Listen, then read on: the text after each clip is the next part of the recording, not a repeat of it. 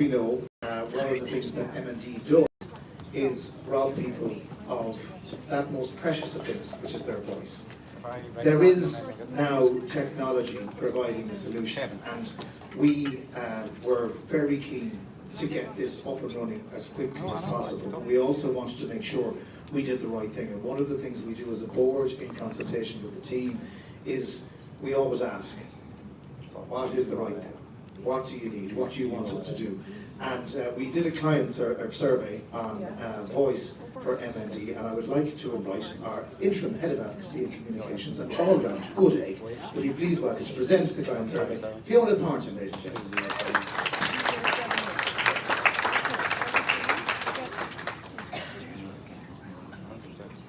Hello. Thank you for calling me a good egg, Jonathan. That's very kind of you.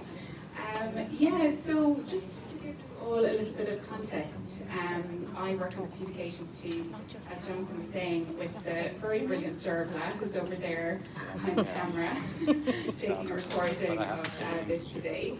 Yeah, and I want to say firstly congratulations to everybody who won an award tonight. I mean, you know, it just really goes to show the fantastic effort that people put in. It shows us all how we can be that little bit better ourselves, I think, too. But just to give you a little bit of context, so we work on everything media relations and PR and advocacy and our team. And today I just wanted to shine a light on a couple of things that we've been working on at the moment. Some of you will probably be familiar with our campaign called Voice for MND, which has been going since 2017. It's one of our biggest fundraisers of the year, and it's live at the moment for the month of June. And it's where we ask people to give up their voice for a period of time. It can be anything from a half an hour, 24 hours. We know people are doing it for 24 hours at the moment, so that you give a voice to people who have lost theirs or have their speech impacted. We know that people's speech can be affected in different ways when they have MND. It can be slurred, it can be faint, sometimes they lose their speech altogether. So we've always said that our client stories are what gets the awareness, and honestly we can't say thank you enough to all of our ambassadors who do such an amazing job. It's not an easy thing to do, to share your story when you're going through such a difficult journey. So this year for Voice for MND we have two amazing ambassadors, Howard Grice from County Cork and Eileen Butler from County Meath. You might have seen their stories on our social channels, maybe on our website. They've been in the press. Howard's partner Yvonne has done a fantastic ad for us on the radio, which is running across various regionals at the moment, which you might have heard that as well. But this year we wanted to do something a little bit different to sort of build on our campaign. So we wanted to reach out to our clients and ask them what a decline in their voice, how it affects them and their daily lives. So we did a survey among our clients with MND. The response was huge. We had over 100 people come back to us, which was really significant, you know, when you think about there being over 400 people in all of Ireland with MND. So the first question we asked was, did a decline in your voice affect your confidence? And 75% of people came back and said yes. Now, while that probably isn't that surprising when you think that your speech is part of who you are, you know, it's part of your identity, when you kind of see that statistic in front of you, you know, it kind of makes you stop and you do realise the impact that it has, you know, on people who are living with MND every day. We then wanted to dig a little bit deeper, so we asked, has this decline, if I can work this, in your voice changed your day-to-day living situation in any way? And we gave people sort of different responses to that. So the staggering result from this was that 94% stated that a decline in their voice affects their social interactions in some way, 94%. With the majority of those stating that social situations are made uncomfortable. And what's even more stark is the fact that over 40% said that they avoid social interactions altogether. Now, we don't want that to be the case, like nobody should feel that way, and it does show that there is, you know, there is an awareness piece yet to be achieved. And you can see just on the next slide there, just the different responses and, you know, the order that people had them in. And you can see the third one there, a quarter of people said that I think sometimes people can make snap judgments from how I speak. And this is something we've come across time and time again, just from speaking to clients. My colleague has, actually our Ambassador Howard from County Cork spoke about an example where he was ordering a drink in a bar and his slurred speech was interpreted for being under the influence, which is obviously appalling. And it just shows that there is, a bit of awareness lacking there.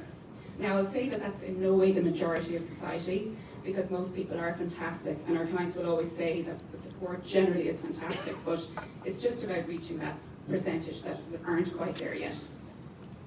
And it's actually reinforced again just in the next question, because we asked directly, do you think there needs to be more awareness among the general public and around this aspect of MND? And a huge 96% said yes. So that speaks volumes in itself, and it's actually something we're working on in our team to address. So I'll touch on a project that we're going to be launching very soon that aims to sort of tackle that in society. So the next two questions are very specific to voice banking and technology. And we found out that 20% of people who took the survey are already using speaker aids or voice banking technology, and more than 50% are planning to do so, which is quite substantial. And finally, we asked the question, should there be more information available around options that exist in terms of voice technology? And again, about 2/3 of people said that they thought, yes, there should be more information available. And I mean, it can be overwhelming when somebody is faced with a diagnosis of MND and knowing where to go for information. It's hard. Like, what I would say is we have useful links on our website where you'll find out more about options. The first port of call would be your SLT, who can guide you in the right direction in terms of what's right for you. But the great thing about voice banking technology now is that advancements are being made all the time. The options are getting better, they're getting easier to use. You might have heard of I Will Always Be Me, which is a new voice banking device that you can use to record your voice. We actually brought into Ireland only recently. So I suppose just recapping on the findings overall, if anything, it just shows that there is a bigger awareness piece to be achieved. Like, we stand by our motto, until there is a cure, there is care. And, we want everybody with MND to feel that way in society. We don't want that 40% of people, avoiding social interactions. We know that support is generally fantastic, but there is a minority there still. So we've developed a video awareness project, which we're going to be launching in the coming weeks. And it's starring actually some of our own ambassadors, Andres, who's here today. He's one of the stars of the show, and he's going to be in one of the videos, and his lovely family are here today too. So the videos cover stories like Andres' journey and also some of our other clients. And we're also doing some fictionalized type setups just to make people really think about what it's like to be living with MND in society. So we're going to show you an excerpt from one of these videos by our client John Daly, and it also features our MND nurse Louise. And John talks about his experience using a speaker aid and how that affects him kind of in his daily life. And then we're going to be hearing from Katrina Dixon, who's going to share her story here today. But before I hit play, I wouldn't be doing my job, and Gemma will give out to me over there if I don't give a plug for Voice for MND again, and just say, please, if you can, tell your friends, family, colleagues, get behind Voice for MND. It's so easy to do. It doesn't have to be for much time at all. It'll also challenge you to think of different ways of communicating with your loved ones. So, it's an interesting challenge to do, and all the details are on our website or on our social pages. So I'll leave it there, and thank you for listening, and we'll play the clip now with John Daly. Thanks, everyone.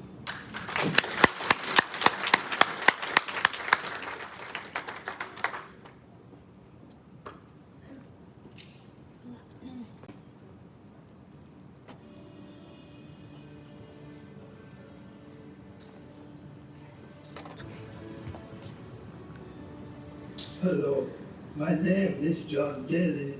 I am now living for 2 years with a version of motor neuron disease, which for me started by preventing signals from my brain getting to my throat and neck region.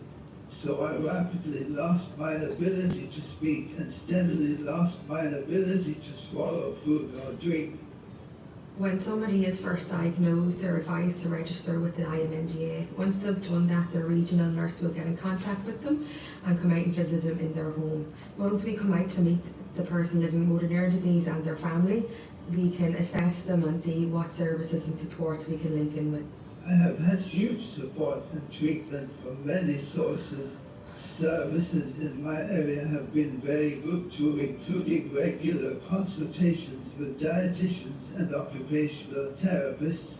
I have been supplied with lots of support equipment. The most important thing people need to know when coming in contact with an MND person is that locked up inside that damaged transmission system is a perfectly ordinary and unchanged working brain. If speech is gone, ideas take time to be written instead of spoken, but they are still there. If hands and legs won't work, the MND person still wants to go and do whatever is possible. I have little else to say, but I will say this: the goodness and kindness that has come my way since diagnosis has been overwhelming in the best possible way. It drowns out the misery of the headlines and renews hopes in humanity.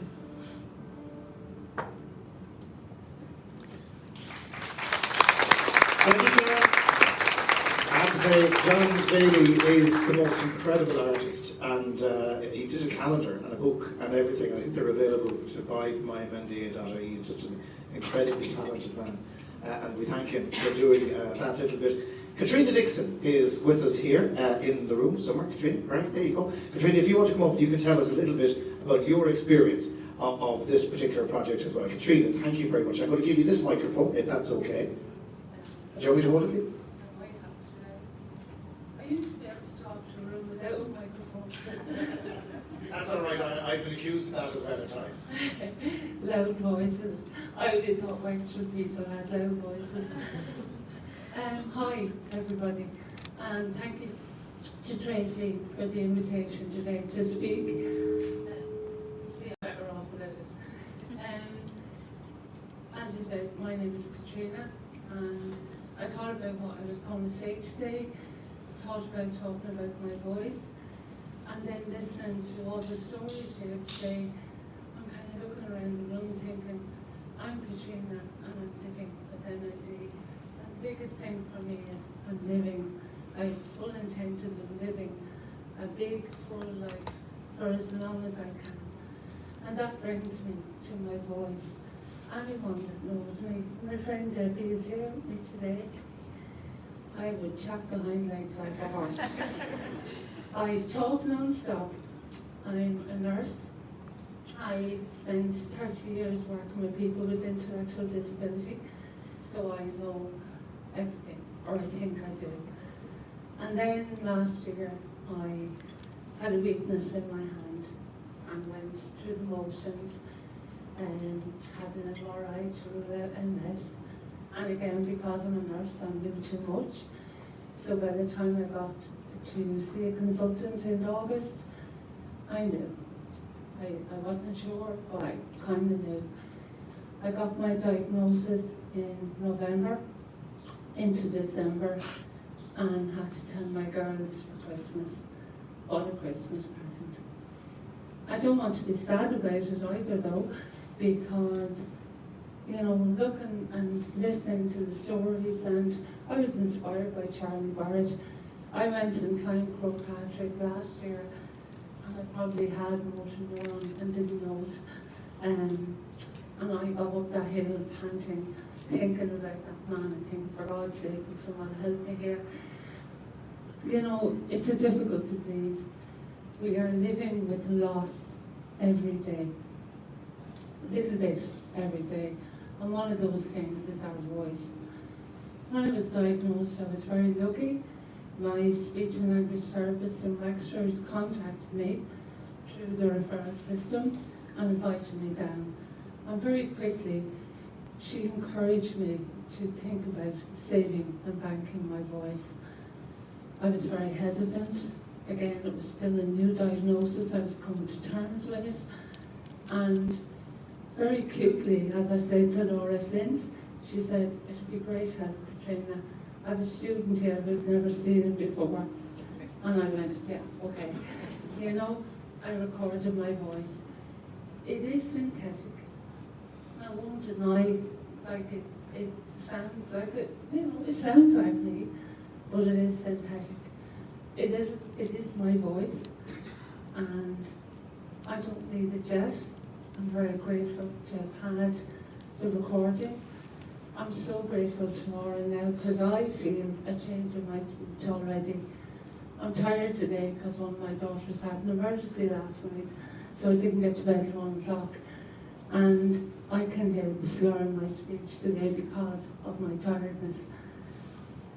Banking your voice is such a good thing to do. Anyone here, if you're thinking about it, or your family person is not sure whether to do it, I would say go for it.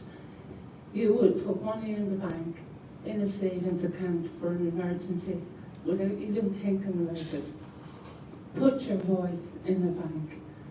Have it there for when you need it. I recorded something last night because I've been avoiding that computer for the last 3 months. I have to tell you, I am, as my friend will tell you, I'm a strong person. I'm facing this as positively as I can. We had a massive tea party at home. I was late, as usual. I did it in May and everyone else did it in March, you know, but we had a great day and we raised funds and it was very positive. I'm very, very grateful for, I have an iPad, the voice recording was paid for, and the emotional support and mental health support has been paid for. I've had 6 sessions with counsellor, and I want to thank you all so much for, you know, that support. You're right, a person is not a person without its family, without its friends, without their community. And that's what I feel here today. I actually feel like I've become part of a really good community. And I know that I'm not alone now. Thank you.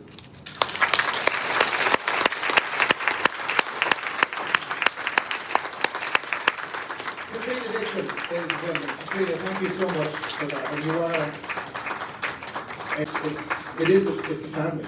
It's an MND family. I always refer to that as the MND family. And we are all members of it for different reasons, but there is strength in that family, so thank you very much. I'm not sure Wexford can win the All-Ireland this year though, Katrina. That's the only thing. There's still hope. Not as much chance as Cork have, that'll tell you something. There's hope. There's always hope.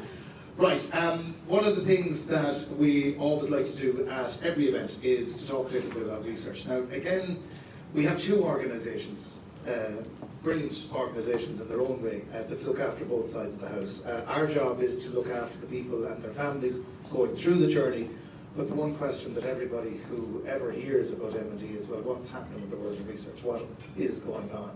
And is there anything there that will be of use to me or maybe people in the future? So we have got research updates now, and we've got Miriam Galvin and Leslie Doyle, who are here, well, one of you is here anyway, to talk through. So I think Miriam is going to go first, Associate Professor in Research Methodology at Beaumont, and I'm delighted to hand over to you now.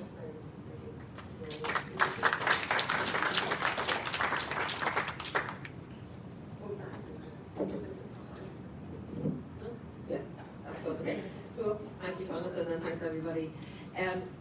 So thank you, Jonathan. So there are 2 sides to the house, and we hope to show the research side, but a lot of our research also comes over into the care bit as well as the cure bit. So I think hopefully the research that we're doing in Trinity and Beaumont Hospital Dublin is the full gamut of everything, and I just want to present an overview. I definitely can't go into everything. If anybody's interested in anything in particular, please let us know, and we're always very, very happy to get involved. And we'll talk later about people getting involved in research and driving the research agenda as well, which we're developing in Trinity and Beaumont, which we think is a very useful addition to everything. So I'm trying to press this button. Yeah, okay. So just to remind you, I mean, I'm here instead of Professor Orla Hardiman, who's a hard act to emulate. But she is at the moment flying between Sweden and Iceland talking about research in motor neuron disease. She's talking about genetic research, she's talking about new drugs, the development of drugs. So Ireland, thanks to her and thanks to the IMNDA and all the people in Beaumont, is actually a really, really important international clinical and research hub in motor neuron disease. So if anything's happening out there in the world, we're going to know about it through some network, through being involved in something. So I think that's certainly, well for me anyway, and I hope for other people, it's an important thing to recognise. So Trinity College Dublin, just across the river there. Some of these are Orla's slides, so she's referring to people. I can't count myself as a brilliant young researcher, unfortunately. Neither young nor brilliant, maybe a researcher, so I'm one of those 50.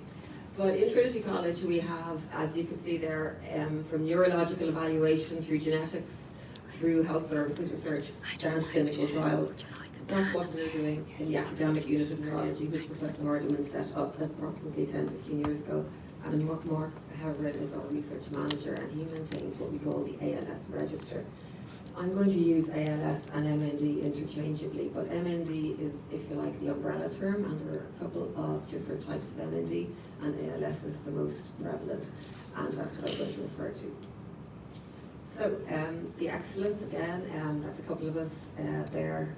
Again, it's hard to say excellence because my photo is there somewhere in the middle of it. But just again to show you Father Tony Coote, who is obviously really, really important, as well as in fundraising and in awareness raising before, obviously, all the other people we've spoken about today.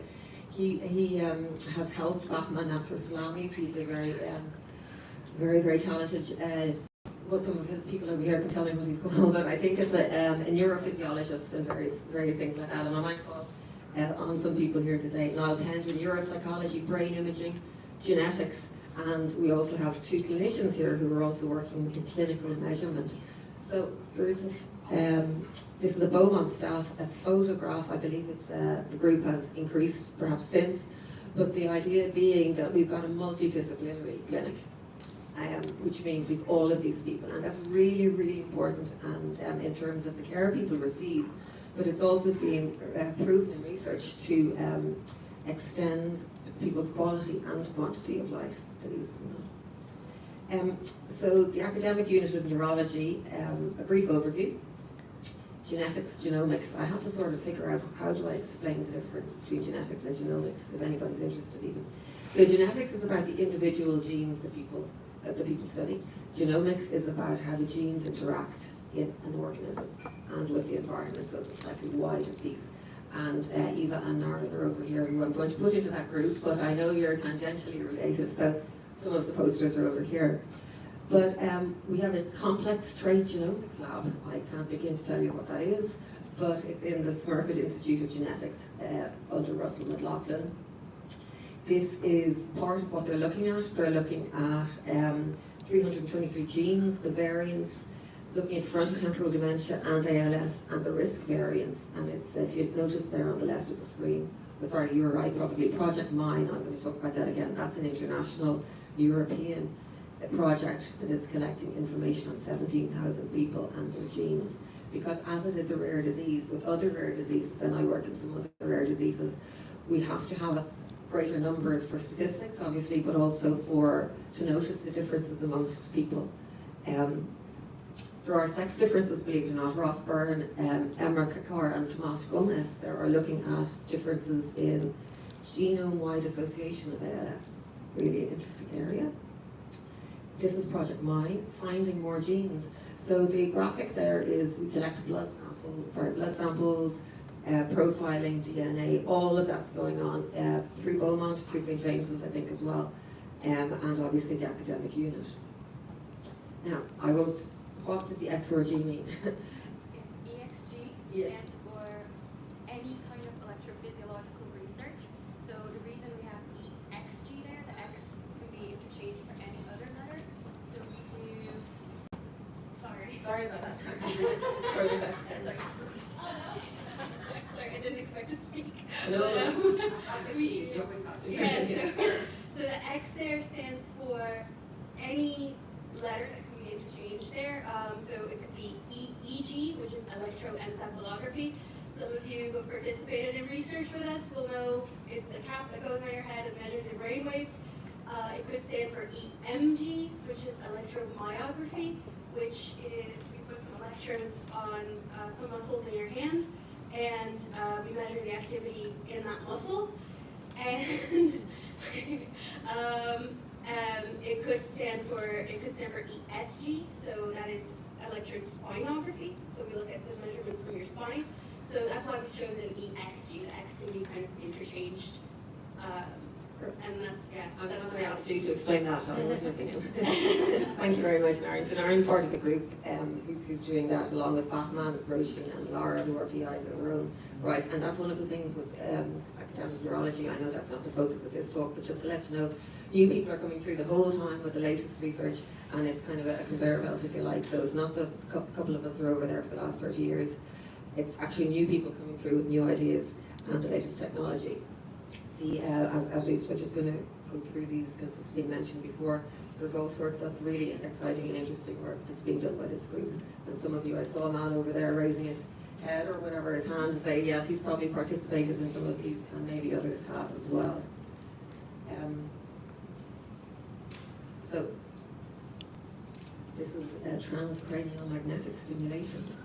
So after all of that, then we go on to a thing called brain imaging, which is often very important, and that's Professor Peter Bede there, who's currently a consultant in St James's Hospital, and has come from Royal Hardyman's tutelage over there, and he's looking at these images and the changes in motor neuron disease that MRIs show.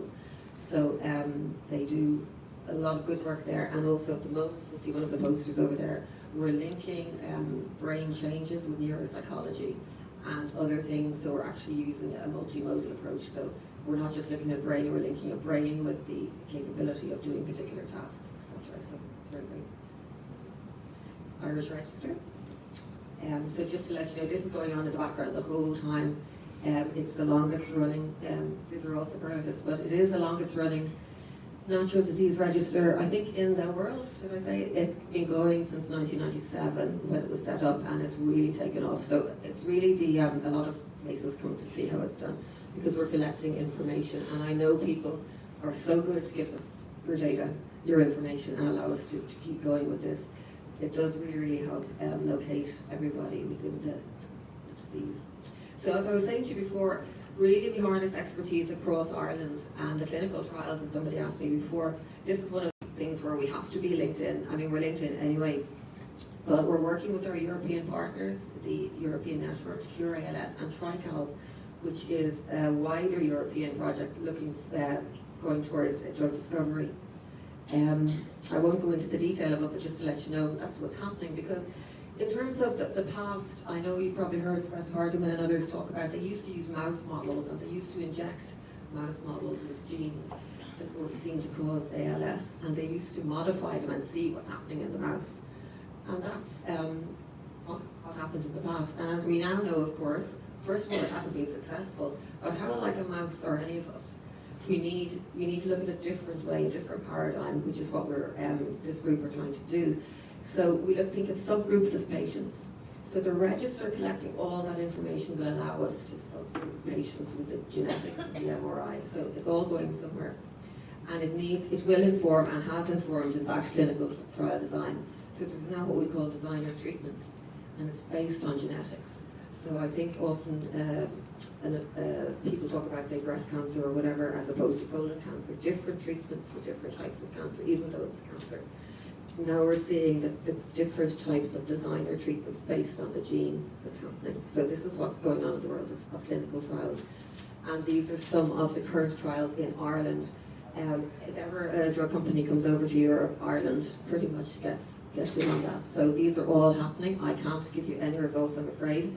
They go through, I think it's 4 phases before it's released. If you remember, during COVID, we were all surprised at how quickly AstraZeneca managed to turn out something, but I mean, if normal times, as we say, it takes a lot, and they go through phase 1, phase 2, phase 3, phase 4. So those current trials are happening in Beaumont Hospital as we speak, I believe. Which brings us on to precision ALS, which this is a bit more into my territory now. So Because of the designer treatments, because we want to have a precision-based approach, this is an amazing industry collaboration that Professor Hardiman has basically started. It's got a grand plan, as you can imagine, if anybody knows her. But basically, we're liaising with all of the Trials partners, which is two universities in the UK, the Netherlands, Belgium, Spain, Italy, Sweden, France, Portugal, all of which have multidisciplinary clinics attached. So we're trying to, through precision, we also have data science partners, and I think Andreas and other people have been helping us, or maybe helping us if he doesn't know it, in terms of data science and things like that going forward. Those industry partners, and this is a really important point, we got SFI funding. I know SFI is in the news for different reasons, but SFI is the main funding of science in Ireland. But we've got these, which is about 10, 12, 14 really important industry partners, and we're still open to accepting other people, because each of these maybe works in different areas, but we have asked them to be pre-competitive, I believe is the term, to join us to see what we can all do together. So it's a really, really important, that's the map decision. Taking care of those, and that's where I was sort of bringing us back, if you like, to the care trajectory and the importance of multidisciplinary care. Some or all of you may have seen this before. Basically, this was an early study done. If you look at the line graph on your right, the darker line represents survival, if you like, in terms of people attending a multidisciplinary clinic. The green line is, that's the middle line, is if people go to Northern Ireland, which is a devolved clinic, which means it could be a very good clinic, great clinicians, but the access to all of the different healthcare professionals is more remote, or you have to travel. In Beaumont, at the moment in the multidisciplinary clinic, partly suggestion that this is why people manage to keep better for longer, and as you mentioned before, live with it, is it's a one-stop shop. People tend to talk more quickly or whatever. And also, I mean, there is a certain hope perhaps that comes from knowing that we're in this as opposed to devolve. Now we're doing some more work on that to try to see what some of those factors are. But there is an advanced model of care for MND through all of these, and obviously integration between the HSC and the IMNDA as well, and access to clinical trials. So this is the advanced model of care. Now, so this is again possibly updated since 2023, but certainly the multidisciplinary team has all of the specialties that have been known to be useful and accessible for people with MND and their families. And through enormous lobbying, and through Father Tony Coote and through Charlie Bird and through all the great and wonderful people who may not be as well known but who have raised awareness, I think the HSE were probably ashamed that, I think I remember looking at the Late Late Show at some stage, and I think somebody said we only have 2 nurses, something to travel around the country or whatever. I might be misrepresenting that. But it made them realise that, you know, they were kind of possibly shamed, I don't really know, but hello to all the HSE people who might be here. But it's a good outcome, I guess. Anyways, that's nice. We have 2 consultants, 2 ANPs, 5 nurse specialists. The linking in, of course, which is a really, really important point here with the IMNDA, who are going out to the community. So while a multidisciplinary clinic is fantastic because it's centralised, we're also aware that we need something out there too. So this model of centralised multidisciplinary care in conjunction with the voluntary sector, such as the IMNDA and the close working, has really proved really important for it. Now, I won't bore you too much, this is my area, so we're just getting to it. Health services research. So health services research, like what's that? You know, we all kind of have a sense maybe of genetics, even if we don't know what it is. So it's the kind of bit there that looks at, it's an offshoot basically of human sciences and health. Who works with what? So we want to understand the experiences of illness beyond the disease pathology. So that's a phrase I've used a few times. The disease pathology is when something goes wrong in the system, the organism. Living with something is living with the illness and experiencing it, and we shouldn't equate both because people can have different experiences. Also seeing patients and carers as collaborative partners, and incorporating patient-reported outcomes and various other things like that. We have telemedicine, and we're going to talk about that later at some other point perhaps.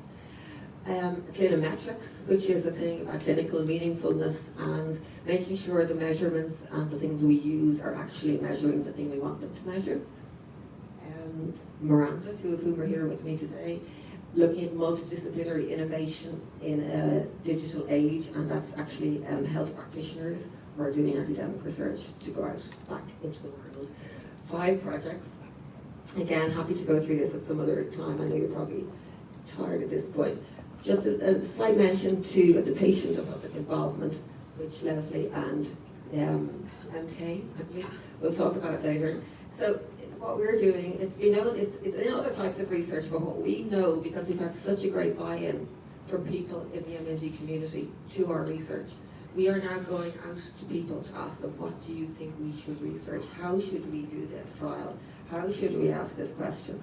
So in response to the wonderful support that we've gotten over the years, we want a collaboration with the IMNDA, obviously, and the group in Trinity, and led by the Miranda people who are here.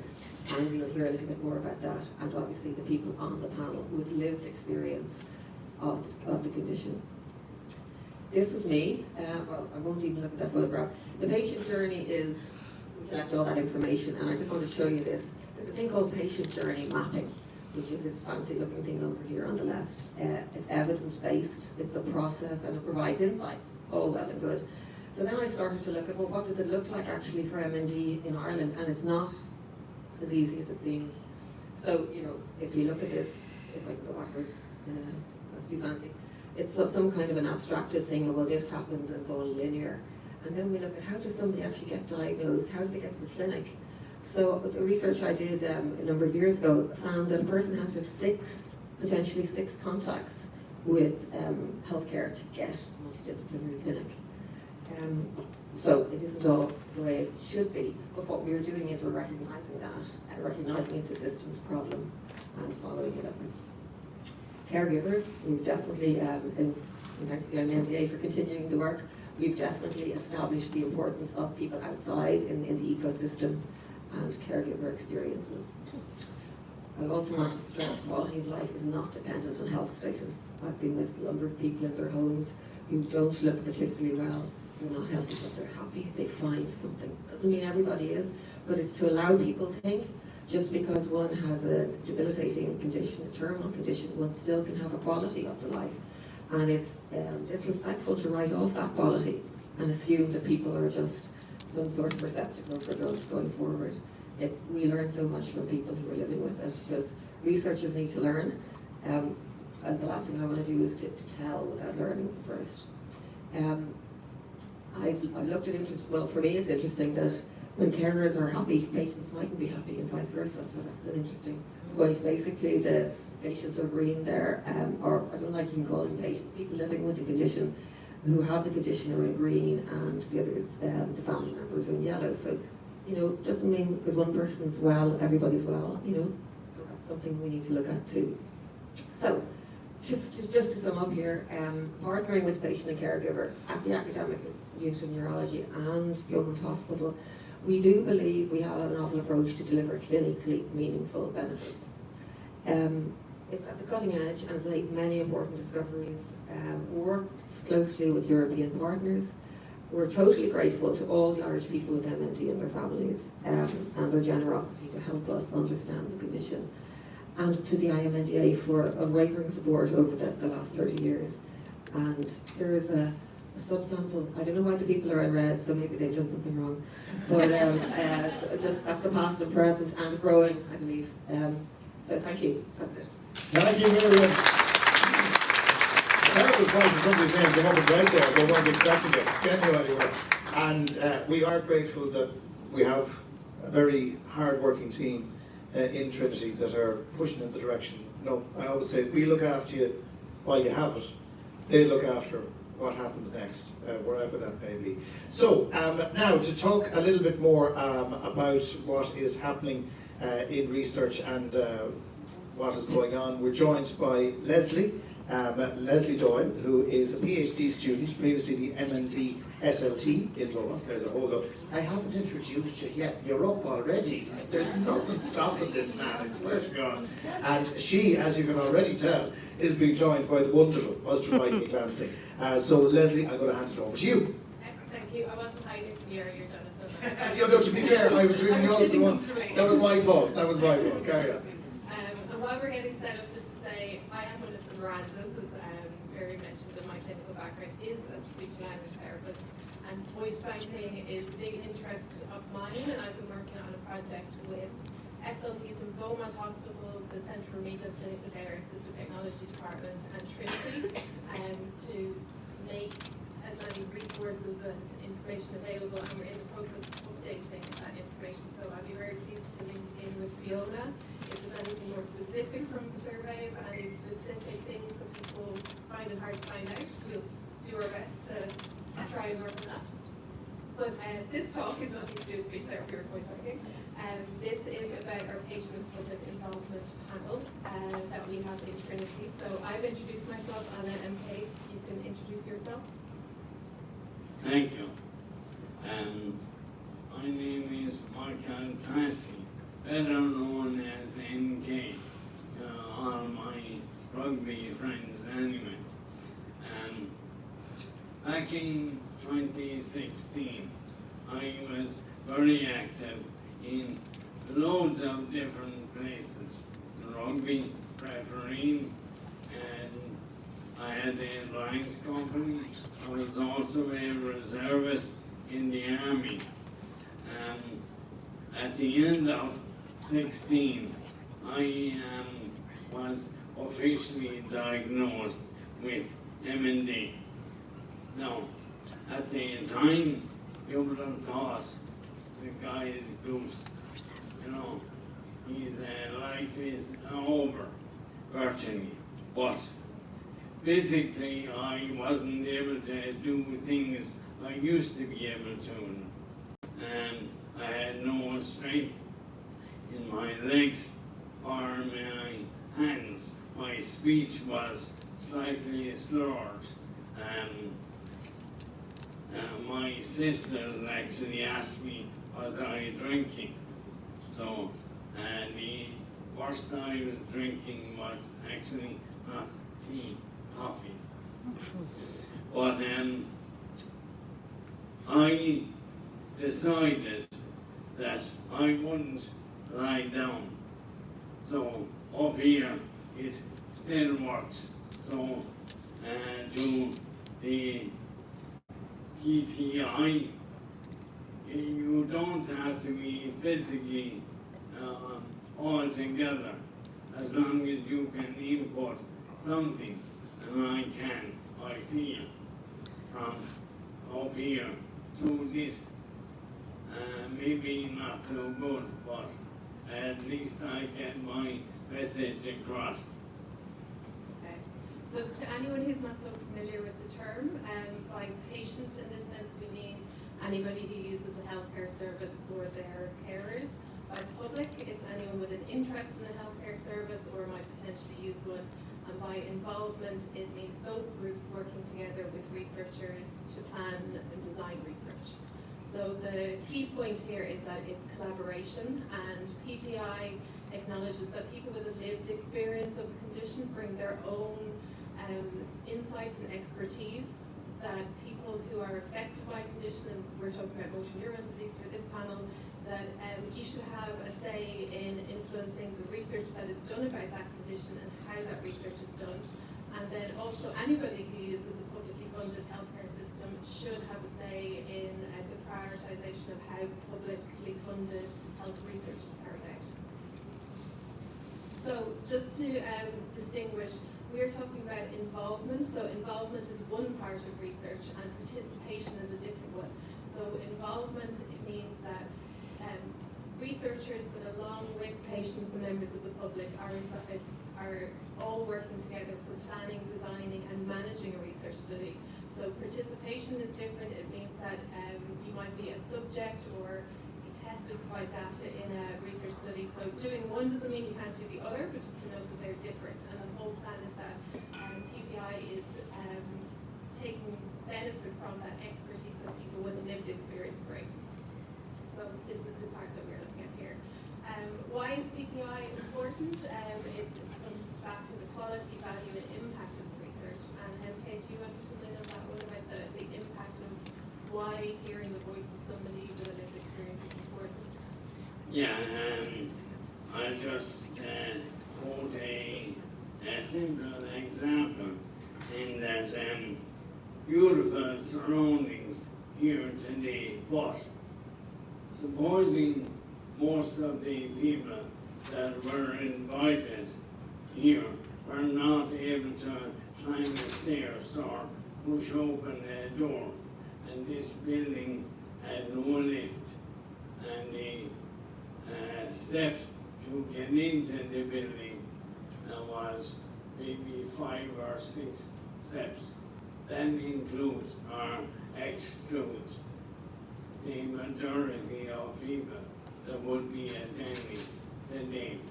Simple little things as I term it, the end user of the research, and detailed information, relevant information to the project would be then deficit, because it's missing a vital portion of the information required. So how the panel works is there's about 20 people currently on the panel, and we aim to have a yearly whole group meeting where everybody on the panel can come to this meeting, where we give an overview of the research similar to what Miriam went through and discuss how the panel's working. So that's a photo from our inaugural meeting last November, to start in November, and that meeting is a mix of people in the room and people online. So we try and hold those kind of meetings that way. We ask people to join for 1 year if you can. At the end of that, you can decide if you want to stay on, but obviously things can change for people, so if you need to withdraw beforehand, that's okay.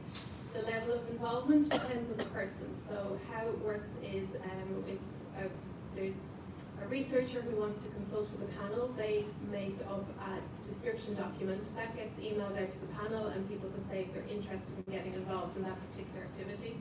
So it's a mix of maybe online meetings where we might discuss this is how we're thinking of running this aspect of a research study, and we're looking for input on, well, is that reasonable to ask people? Would that be comfortable? Is there a way we could improve the design? Is that too often? Might people need more support?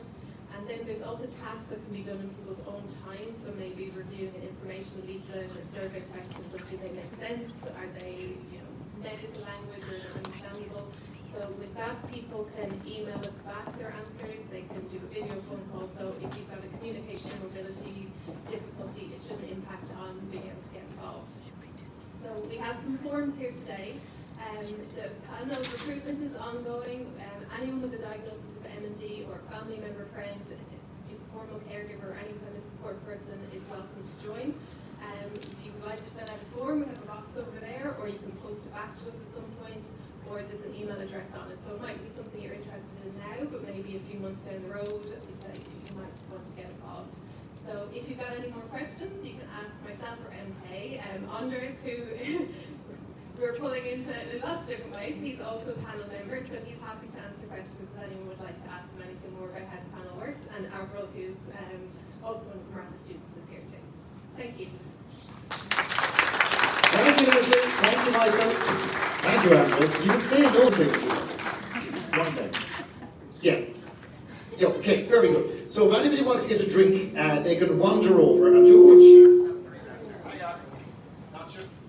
we tried that once more. I don't know who that was, near you.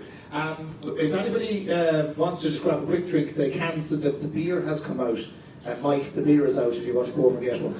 And the wine is there as well. If you want to go over and just grab a drink, you can just migrate back to your table and later on. And the air conditioner's coming back on. It is actually quite warm up here on the 7th floor, I tell you. Salesforce saved the heat at the top. Up next, we have our wonderful Director of Nursing and Services with the IMNDA, who helps coordinate across our nursing team right around the country. To give us an update on the Charlie Bird Fund, would you please welcome Naomi Fitzgibbon. Naomi. Very strict instructions to be very, very quick, so really it is just a really brief update. As we've heard today, we've got the incredible funds from Charlie Bird, and we invested it wisely. And we did a survey because, as we've been talking about today, we don't do anything unless we have your input. So we did a survey and then we had an incredible feedback. And what you said you wanted was that you wanted some support with travel, with some respite care, with some, oh, it's not on, was that Sorry about that. And some funding for voice banking, so and also around the equipment around that. And so we have given out over 120 grants so far around to support with travel.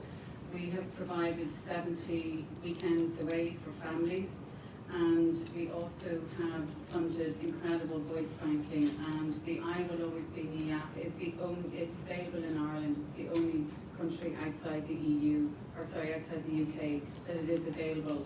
So we've been funding that for the past year as well, and all the equipment that goes with that. We also were advised that we need to provide support for families and carers of people living with MND. So we've run 2 courses delivered online over, there were 7 weeks each, and that was extremely important, and we're really glad that we were able to do that. And we've also, the next one will be in September. We're looking at the feedback at the moment, and we're going to implement any changes that need to be made.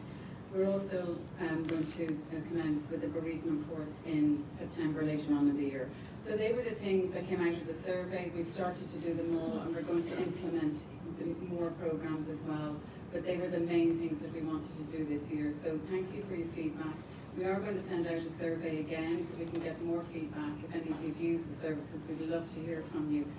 So that really is the little update for you on that. So thank you very much. Thank you, Naomi.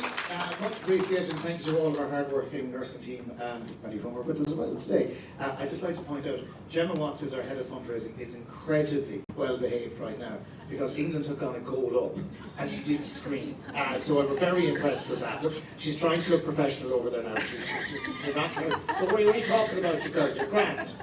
And you're fine, you're fine. England 1-0 up. It's all going very well. Harry Kane.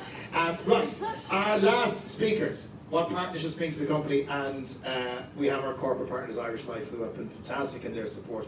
To talk about what partnership means to them, will you please welcome Sarah Kerrigan and Cormac Donnelly, ladies and gentlemen. There you go, Sarah. Thank you very much. We're going to be really, really quick. I also have England in the sweepstake for raising money for staff charities, so happy to hear that. But we're incredibly privileged to be on this stage to follow so many amazing speakers, and a little bit emotional. The nurse, Louise, that was on the video earlier, she came to Dundalk to speak to over 200 of our employees, and I don't think there was a dry eye in the house, including mine, and it actually gave a boost to the fundraising that was happening on that day.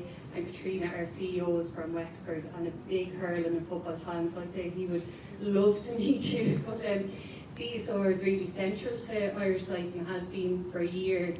Cormac's going to speak a little bit more about the charity partnership element. I'm going to speak really quickly about my personal experience in Irish Life and having some care and responsibilities.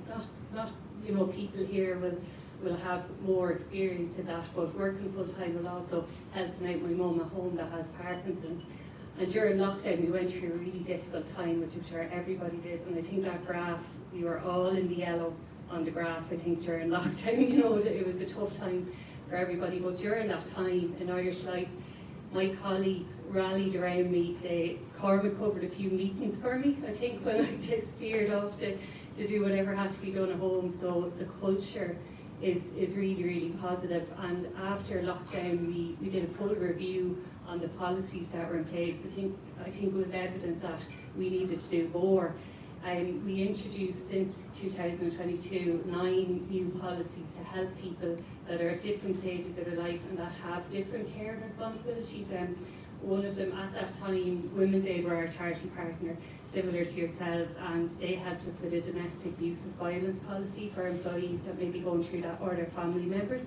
And then something I've benefited from was a family carers policy that meant I can take 5 paid care leave days during the year so that I can help with hospital appointments or anything like that if I need to. So it just means that I feel supported, and I think there's a community there within Irish Life, but I think it showed to me today, listening to all of you, that there's a community here and that support network, not just with your family and friends, but everybody involved. So I just wanted to acknowledge that, and I'm now going to just hand over to Cormac. Thank you. Thanks, Sarah. I'll just be brief. Part of the CSR agenda in Irish Life is around staff charities. IMNDA is a charity partner this year for us. So one of the reasons we're here is because it's actually a very special relationship between Irish Life and IMNDA. This is the 3rd time IMNDA have been elected to charity partner. No other charity has been elected. Just so a small bit of background, everyone votes, has 2 votes. There's 3,000 people in Irish Life, everyone has 2 votes. Top 2 votes get elected, so purely democratic. Loads of fundraising happens during the year. Over 1,000 people pay money every month from their wages into the staff, into the fundraising element of it. In 2012, I had my own experience with IMNDA as my mum passed away that year, and I campaigned for IMNDA to be elected to her. That year we raised 70,000, right? So it's kind of very special in a way, because in 2018 another staff member had their own IMNDA experience with their loved one, and that year we raised 180,000. So it's accelerating very quickly with all the fundraising we do. Last year we raised over 275,000, and what's really important is the company matches every penny we raise. So both charities get that annual amount. So that's a really admirable thing about the company, and a real commitment to CSO and a commitment to the community they're in. So no reveals this year for IMNDA, because I don't, but we normally beat last year's target. We're a business, we're an operation, so we always have targets, and we always like beating our targets, so that's on the agenda this year. So, if that's the case over 10 years or 12 years, that'd be like a 500 grand check from raised by staff of Irish Life, not commercial, not operated, purely staff rallying around their colleagues, rallying around their people who are using services of charities, in this case IMNDA, volunteering for charities. I just think it's a real magical thing, a real special thing really, that people will rally around their colleagues like that, and then take part in the fundraising and go to the events or do the thing online that we're working on, or do the marathons, and whatever is needed to be done. So yeah, that's really just to show what actually happens in the background in a corporate like ours, or like Age Recruitment or Super Value or Network Ireland that we saw here. That's what we're doing every year. That's what we're doing, and we're really proud of that. And I stand here as a supporter of IMNDA, as a promoter of IMNDA, and as a very proud Irish Life staff member to be able to say that amount of money will be going at some point in the IMNDA because of the work we're doing. So that's it really. Thank you, Sarah. Thank you, Cormac. Thank you both very much indeed. And that brings to a close the formalities. Thank you to Irish Life for all that you've done. That's a huge amount of money. Again, we couldn't do it without that kind of help. So now we'll just reach the social part. That's, we can have a glass of wine or a glass of water, tea. There's some grub over there as well, and I can recommend the tiramisu because I had one there while I was waiting, and it really is very nice. Thank you so much to Salesforce for giving us the lend of this extremely fancy hall to be here. It definitely beats being stuck in a hotel somewhere, so it means a lot. And to all of our reward recipients, thank you for all that you've done. To the people in this room who are living with MND right now, we are with you. To their families, we are with you. And to those whose lives have been touched by MND in the past, we are with you still. So thank you for coming here today. I am more committed now, as are my fellow board members Bernie and Lisa and Catherine, who are here as well, and all of the IMNDA team, to redouble our efforts on your behalf. Thank you for attending here today. Thank you so much.